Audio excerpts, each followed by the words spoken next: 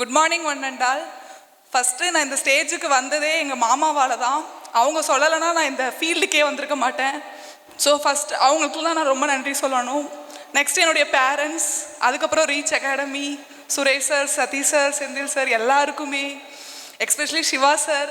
அவர் கிளாஸில் ஒரு டைமும் சொல்லுவார், எம்பிபிஎஸ், பிடிஎஸ், ஆயுஷ் எல்லாமே ஒன்று தான், காலேஜ்குள்ளே மட்டும் என்டர் ஆகிடுங்க, காலேஜ் உங்களை கூட்டிகிட்டு போயிடுன்னு சொல்லுவார். அது உண்மையிலே ரொம்ப கரெக்டு.